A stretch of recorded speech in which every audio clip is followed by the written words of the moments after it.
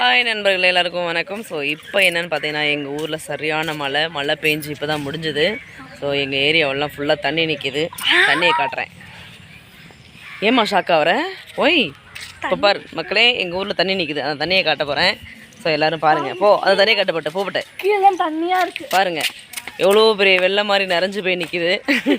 எல்லோரும் போங்க அந்த தண்ணியில் முழுக போகிறாங்க. இப்போ 2 பேரும் சேர்ந்து எப்படி சந்தோஷமாக விளையாடுறாங்கன்னு பாரு. உங்கள் ஊர்லேயும் இது மாதிரி குழந்தைங்க விளையாடுறாங்கன்னா, தண்ணியில் விளையாடுறாங்கன்னா கமெண்ட் பண்ணுங்கள் சரிங்களா? லைக் பண்ணி ஷேர் பண்ணுங்கள். தேங்க்யூ.